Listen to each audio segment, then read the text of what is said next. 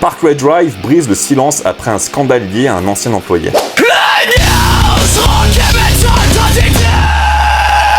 Un ancien collaborateur du groupe, Jed Daniel Gordon, qui serait lié à la famille du batteur Ben Gordon, a plaidé coupable d'infractions sexuelles sur mineurs pour des faits remontant à 2002. Le groupe a très vite publié un communiqué officiel condamnant fermement ces actes, affirmant qu'ils soutiennent la victime avant tout, et ils ont viré le mec direct. Quelques jours plus tard, une déclaration vidéo de Winston McCall, le chanteur du groupe, a permis de partager l'émotion et la gravité de leurs sentiments face à cette affaire. Winston et le groupe se disent anéantis et horrifiés. Ils ont immédiatement rompu tout lien avec l'accusé, bien que les faits aient eu lieu avant la formation du groupe. Parkway Drive reconnaît une responsabilité morale, car l'individu a travaillé par intermittence pour leur merchandising et leur tournée jusqu'à récemment. Il explique. Premièrement, nous soutenons la victime, nous la soutenons à 100%.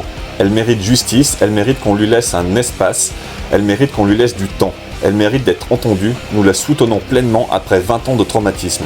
Deuxièmement, nous condamnons cela, nous le condamnons sans hésitation, je tiens à être on ne peut plus clair, c'est inadmissible et Jed devra en répondre, il devra rendre des comptes.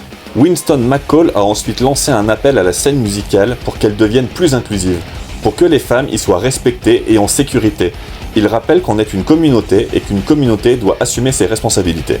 Une mise au point nécessaire pour un groupe qui prône des valeurs d'intégrité et de respect dans la scène métal. J'espère que les patrons de certains festivals de métal en France auront entendu et en prendront la graine. Assumer ses responsabilités, soutenir les victimes plutôt que de les menacer de diffamation, éliminer les problèmes plutôt que de fermer les yeux. C'est simple en fait.